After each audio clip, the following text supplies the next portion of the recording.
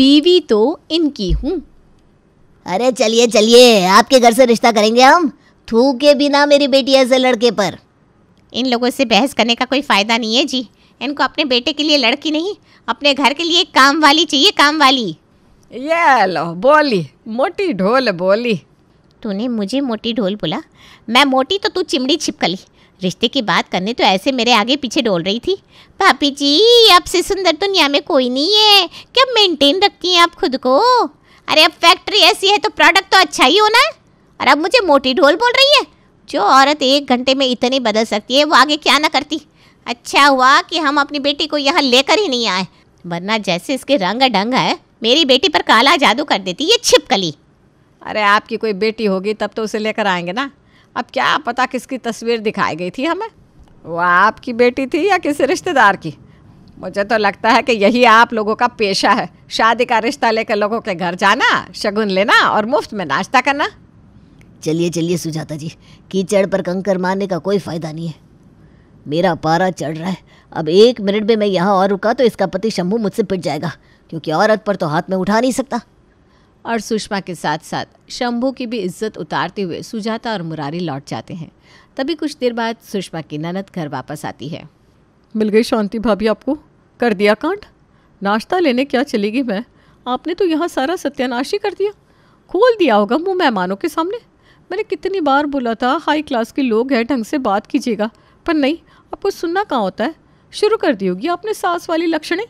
अरे तो मैंने इसमें गलत क्या पूछ लिया? बस यही पूछा ना कि आपकी बेटी को गोबर पोतना आता है कि नहीं। वाह, ये कोई पूछने वाली बात है भाभी? फ्लैट में रहती हैं आप, किसी मिट्टी के घर पर नहीं। आज के ज़माने में कौन गोबर पोतता है?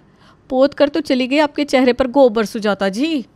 अरे यहाँ लोग बर्तन भी 4 बार बजा कर देखते हैं, तो मैं तो अपने बेटे के लिए लड़की ला रही हूँ तो ठोक बजा कर ही लाऊंगी ना। वो ज़माना गया भाभी, बजा लिया ना, क्या हुआ? फूट गए ना बर्तन? अब कोई स्टील के बर्तन में खाना नहीं खाता कि आप ठोक बजा कर चेक करें। अब क्रॉकरी आ गई है, एक बार ठोकेंगे तो टूट ही जाएगा। इसीलिए कहती हूँ जो मिल रहा है ले लो। इतनी मुश्किल से इतना अच्छा रिश्ता ढूंढ कर लाई थी मैं, और आपने उनसे भी बहस कर ली। अब लोग क्या कहेंगे कि शिप्रा मैच मेकर अपने भतीजे का रिश्ता नहीं करवा पा रही, तो हम लोगों का क्या करवाएगी? अरे 30वां रिश्ता था ये, बहुत हुआ। अब मैं रिश्ता नहीं देखने वाली प्रेम के लिए। रात को जब भैया आकर पूछेंगे कि क्या बात हुई लड़की वालों से, तो जवाब आप ही दीजिएगा। हाय हाय, ये तो बहुत बड़ी गलती हो गई मुझसे। जोश जोश में मैं ये भूल ही गई थी कि प्रेम की शादी करनी कितनी ज़रूरी है। अगले 6 महीने में उसकी शादी नहीं हुई तो फिर 10 साल तक नहीं हो पाएगी। हे भगवान, अब क्या होगा? आप ही कुछ कीजिए। दीदी पता नहीं मुझे ना कभी कभी क्या हो जाता है। पर कहते हैं ना, अब पछतावे होत क्या जब चिड़िया चुग गई खेत। और यहाँ चिड़िया सिर्फ खेत चुग कर नहीं गई थी, खेत उधड़ कर गई थी। रात को शंभू और प्रेम दुकान से वापस लौटते हैं। तुझे क्या ज़रूरत थी शिप्रा बाजार जाने की? तू जानती है ना तेरी भाभी कैसे दिमाग की है, कोई हाथ पकड़ा है तो सीधा गर्दन पकड़ लेती है। अरे क्या ज़रूरत थी आपको लड़की वालों को इतनी उंगली करने की? किसी लड़की को प्रेम में कमी नहीं लगती फिर भी रिश्ता नहीं हो पाता। क्यों? क्योंकि आपकी बोली के कारण। लड़की को ये आना चाहिए, वो आना चाहिए। अरे बैठ कर दिखाओ, चल कर दिखाओ। दिखा दिया ना चलकर, चलते चलते चली गई वापस अपने घर। सभी एक साथ सुषमा पर टूट पड़ते हैं। सुषमा फूट फूट कर रोने लगती है। हो गई गलती, बहुत बड़ी गलती हो गई मुझसे। शायद मेरी किस्मत में घमंडी सास बनना लिखा ही नहीं, पर अब मैं कसम खाती हूँ अपने मुंह पर सेलो टेप लगा कर बैठी रहूँगी। दीदी आप मुझे लिख कर दे दीजिएगा कि लड़की वालों के सामने क्या बोलना है क्या नहीं। मैं बस उतना ही बोलूँगी, प्रेम की कसम बस। पूरी दुनिया में एक प्रेम ही तो था जिसकी झूठी कसम सुषमा कभी नहीं खा सकती थी। और अब सुषमा पूरी तरह बदल कर लड़की के परिवार वालों से मिलना शुरू कर देती है। हमें तो कोई दिक्कत ही नहीं है, जैसे रहना है रहे लड़की, बस हमारे प्रेम को खुश रखे। देख लीजिए बहन जी, फिर बाद में अगर आप ये कहेंगी कि आपकी बेटी हमें खुश नहीं रख रही तो फिर मैं नहीं मानूंगी। अरे बिल्कुल मत मानिएगा। लाइए कोरा कागज़, लिख दूँ क्या स्टैम्प पेपर पर? लाइए लिख देती हूँ। भगवान की दया से सब कुछ है मेरे पास। बेटियों को अच्छे घर में ब्याह दिया, अब बस एक ऐसी लड़की हमारे घर आ जाए जो मेरे प्रेम को खुश रखे। मुझे और इन्हें कौन सा चांद सितारों के साथ जीना है? हमने तो देख ली ज़िंदगी, अब तो जो निभाना है इन दोनों को ही निभाना है। अब बोलिए गीता जी, अब भी कोई डाउट है? जाओ प्रिया बेटा, जाकर प्रेम से अलग से बात कर लो। देखो बेटा, हम बड़े मॉडर्न ख्यालातों के हैं। तुम दोनों को घूमना फिरना हो तो आराम से घूम फिर कर एक दूसरे को जान लो, समझ लो। कोई 2 दिन की बात थोड़ी ना है, पूरा जीवन बिताना है साथ में। पूरा समझ लो, हमें कोई दिक्कत नहीं है। अब साथ तो तुम दोनों को रहना है, हमें थोड़ी ना। हाँ, हम तो आज है कल नहीं। अब होने वाली सास के मुंह से ऐसे मोतियों जैसे शब्द झड़ रहे हो तो कौन ही चांस लेने से डरेगा। प्रियंका इस शादी के लिए हाँ कर देती है। बहुत अच्छा लड़का मिल गया बेटा। भले तू जॉइंट फैमिली में जा रही है, पर बाकी लोगों के आगे पीछे मत डोलते रहना। पहले अपने और प्रेम के रिश्ते को मजबूत करने में समय लगाना, वरना अक्सर ऐसा ही होता है, लड़की बहू बनकर रह जाती है और बीवी बन ही नहीं पाती। देखा नहीं कैसे तेरी सास, बुआ सास प्रेम को लेकर कितनी पॉजिटिव थी। अगर बाद में तेरे और प्रेम के बीच में अनबन हुई ना तो ये सब तो कह देंगे, हमने तो कहा था तुम हमारे बच्चे को खुश रखो, बस वो भी तुमसे नहीं हो पाया। आप फिक्र मत करो मम्मी, मैं प्रेम जी का पूरा पूरा ख्याल रखूँगी। अच्छी तारीख पर प्रेम और प्रिया की शादी हो जाती है। अपनी शादी के दूसरे दिन ही प्रिया सफ़ेद रंग के कपड़े पहनकर अपने कमरे से बाहर आती है, जिसे देखकर हॉल में बैठे मेहमान चौंक जाते हैं। अरे सुषमा, ये बहू विधवाओं जैसे कपड़े पहनकर क्यों आई है? सब ठीक तो है ना? या पहले ही सास के जाने की तैयारी कर ली इसने? अरे शुभ शुभ बोल, मैं तो खुद हैरान हूँ। जाकर पूछती हूँ, कल लिया होगा कलेश प्रेम से। आजकल की लड़कियों का भी ना अलग ही ड्रामा होता है। अब बताओ, सुहाग रात पर क्या कोई अपने पति से बहस करती है? हो गई होगी तू मैं दोनों में, इसीलिए उसे दिखा कर ये सफ़ेद कपड़ों में आई है। मेरी सास भी ना ऐसा ही करती थी। सुषमा अपनी बहू के पास जाए इसके पहले ही प्रिया सभी के बीच आकर खड़ी हो जाती है। ये तो खुश लग रही है। सब ठीक तो है ना बहू? तूने ये सफ़ेद कपड़े पहने हैं। अच्छी लग रही हो ना मम्मी जी? मुझे पता था वाइट कलर मुझ पर बड़ा खिलेगा। आफ्टर ऑल ये मेरे पति का वाइट कलर जो है वो क्या ना मम्मी जी, आप तो जानती हैं इन्हें वाइट कलर कितना पसंद है, इसलिए मैंने अपने कमरे में चादर से लेकर पर्दे सब सफ़ेद रंग के लगा दिए और खुद भी वाइट कलर का सूट पहन लिया। पर प्रेम जी कहीं दिख नहीं रहे, पता नहीं कहाँ चले गए। उन्हें ये अपना नया लुक बिना दिखाए मुझे चैन नहीं आएगा। बाप रे, ये तो तू एंटीक पीस ले आई सुषमा। सच बता, ये अरेंज मैरिज से ही आई है ना? ये थी प्रिया की एंट्री अपने ससुराल में। कुछ देर बाद नई बहू की पहली रसोई की रस्म के लिए सभी डाइनिंग टेबल पर बैठे थे। सभी टेबल पर खाना आने का इंतज़ार कर रहे थे। बहू तो कब की रसोई में गई है, अभी तक आई नहीं। वही तो मैं देख रही हूँ, ऐसा क्या बनाने बैठ गई प्रिया जो 2 घंटे में नहीं बना। मैं देख कर आती हूँ। शिप्रा रसोई में जाती है और क्या देखती है कि प्रिया तो वहाँ है ही नहीं। वो भागती हुई हॉल में आती है। आपने फिर कुछ बोल दिया क्या उसे? भाभी, बहू रसोई में नहीं है। अगर शादी के दूसरे दिन ही बहू अपने मायके चली गई तो पता है ना समाज में कितनी बदनामी होगी हमारी। मुझे तो लगता है आप कुछ ज़्यादा सोच रही है बुआ जी। प्रेम भी तो घर पर नहीं है, आप प्रेम को कॉल कीजिए ना, हो सकता है दोनों साथ में कहीं गए हो। शिप्रा प्रेम को कॉल लगाने जाती है कि तभी हाथ में एक थैली लिए प्रिया अपने ससुराल वापस लौटती है। इतनी सुबह सुबह कहाँ चली गई थी तुम प्रिया? वो भी शादी के दूसरे दिन। हमारे यहाँ शादी के तुरंत बाद बहू ऐसे अकेले बाहर नहीं निकलती।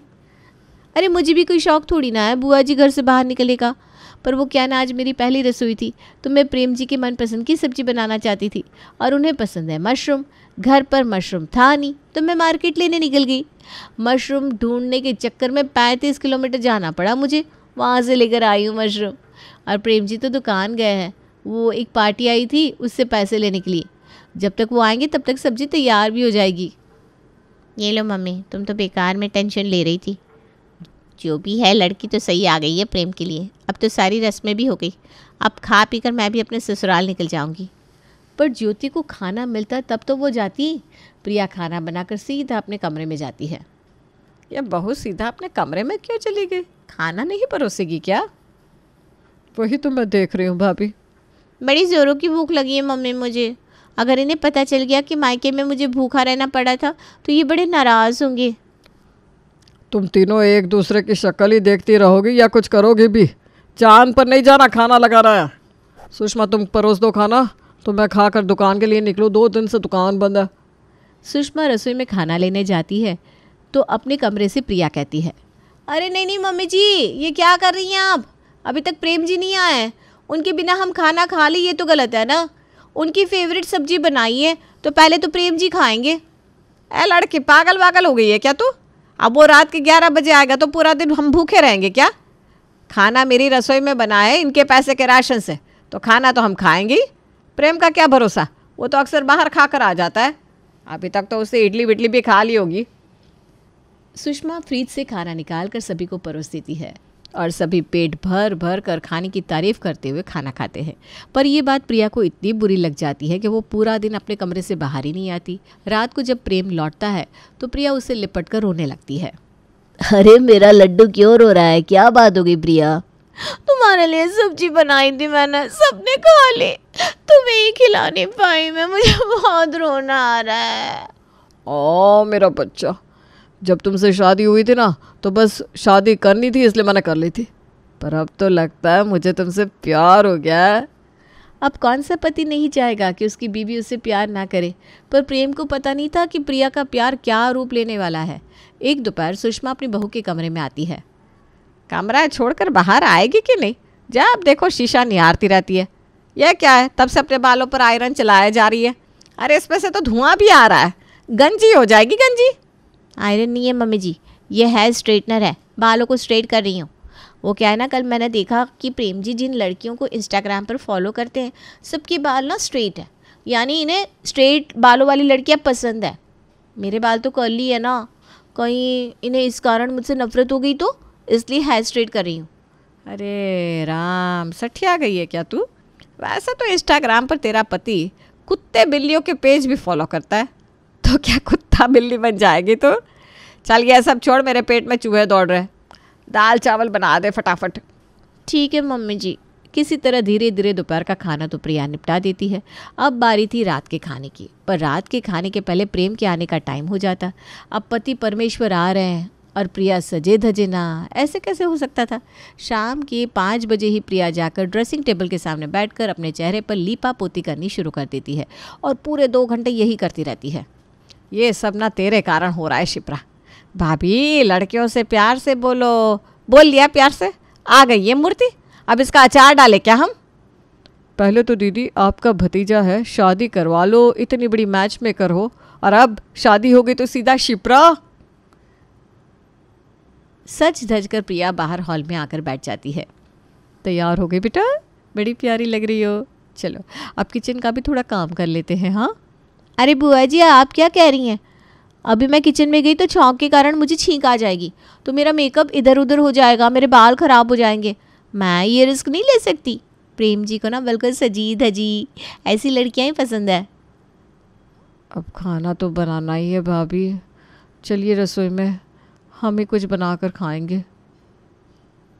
उस दिन तो अपने पति के खाने को लेकर 35 किलोमीटर चली गई थी, तो अब तुझे टेंशन नहीं हो रही है क्या खाने की? आप ही ने बताया था ना मम्मी जी कि वो बाहर खा कर आ जाते हैं। मेरी बात हुई थी उनसे, आज उन्होंने दुकान में ही कस्टमर के साथ खाना खा लिया था। और मेरा क्या है, आप जो बनाएंगे मैं वही खा लूँगी, वरना ऑर्डर कर लूँगी। वैसे भी आप तो मुझे इसीलिए लेकर आई हैं कि मैं प्रेम जी को खुश रख सकूँ, है ना मम्मी जी? सुषमा अपनी बोली के कारण बुरी तरह फंस गई थी। मुझे ऐसी लड़की चाहिए जो मेरे बेटे को खुश रख सके, बाकी हमें क्या। सुबुक, तो अब इस लड़की को क्या लगता है कि मेरे रहते हुए काम चोरी कर लेगी? काम तो मैं इससे निकलवा कर रहूँगी। सुषमा प्रेम की अलमारी से उसके सारे कपड़े निकाल कर प्रिया को धोने देती है। ये तेरे पति के कपड़े हैं ना, पता नहीं कितने दिन से धुले नहीं। वैसे तो मैं ही धोती हूँ, पर अब तू आ गई है और तेरा पहला हक बनता है प्रेम पर, तो तू धो ले कपड़े। और हाँ, इन कपड़ों को ना हाथ से ही धोना, वरना प्रेम नाराज़ हो जाता है। सुषमा एक ढेर कपड़े अपनी बहू को देकर वापस आकर हॉल में आकर बैठ जाती है। कुछ देर बाद प्रिया की हालत देखने वो फिर से बाथरूम में जाती है और क्या पाती है कि प्रिया सिर्फ एक ही हाथ से कपड़े धो रही है और दूसरे हाथ को उसने हवा में रखा हुआ था। ये दूसरे हाथ को तूने ऐसे क्यों रखा है, जैसे हाथ को लकवा मार गया हो? एक हाथ से कभी कपड़े धुलते हैं क्या? लकवा मारे मेरे ससुराल वालों को मम्मी जी, मुझे कुछ नहीं हुआ। वो क्या है ना, आज सुबह इन्होंने मेरा ये हाथ चुमा था। मैं इसे धोना नहीं चाहती, इसलिए तो मैं नहाई भी नहीं हूँ। तो इस हाथ से कपड़े कैसे धोऊंगी? क्या? ए दीदी, यहाँ आइए, ये लड़की तो सच में पागल हो गई है। सुषमा और शिप्रा प्रिया की हरकतों के कारण परेशान हो चुकी थी और आज गुस्से में सुषमा और शिप्रा गीता के घर प्रिया की कंप्लेन लेकर पहुंच जाती है। कभी लगा ही नहीं था मुझे कि ये बात भी अपनी ज़बान से निकालनी पड़ेगी। पर सच कहती हूँ समधन जी, जितना बर्दाश्त करना था मैंने कर लिया, अब नहीं। बहू को आए पूरे 4 महीने हो गए। इन 4 महीनों में मुश्किल से 14 दिन भी इस लड़के ने खाना बनाया। जब भी खाना बनाने का वक्त होता है ये शीशे के सामने जाकर बैठ जाती है। कभी प्रेम इसके बालों में हाथ फेर देता है तो कंघी नहीं करती, कभी प्रेम ने हाथ चूम लिया तो उस हाथ से काम नहीं करती। ऐसे चलती है क्या घर गृहस्थी? इतना पागल होना था तो कर लेती लव मैरिज। हमसे तो अब बर्दाश्त नहीं होगा भाई। मैं तो सीधा प्रिया को यहाँ लाकर छोड़ने वाली थी, पर दीदी ने कहा एक बार प्रिया की मम्मी से इस मैटर पर बात कर लेते हैं। देखिए, लास्ट वार्निंग दे रही हूँ, अगर आपकी बेटी नहीं समझी तो फिर उसे अपने घर ही रख लीजिएगा। अच्छा 2 मिनट रुकिए, मैं ज़रा इनको कॉल कर देती हूँ। शायद आपको पता नहीं, प्रिया के पापा ना पहले गुंडे थे, पर अब बड़े संस्कारी हो गए हैं। लड़कियों को घर बसाने में मदद करते हैं, और ऐसे में इनकी खुद की लड़की ससुराल से वापस आ जाए तो कभी बर्दाश्त करेंगे क्या ये? आपको याद है ना आपने लिख कर क्या दिया था मुझे? प्रिया सिर्फ प्रेम को खुश करने पर ही फोकस करेगी। अब आप बात से पलट रही हैं। हाँ, अगर मैं कोर्ट में ले गई ना वो पेपर, तो धोखाधड़ी के केस में आप जेल जाएंगी। तो जो चल रहा है चलने दीजिए ना, शांति रखिए आप। हाँ, चल चल शिप्रा। सुषमा और शिप्रा वापस घर आ जाती हैं और सीधा रसोई में जाकर खाना बनाना शुरू कर देती हैं।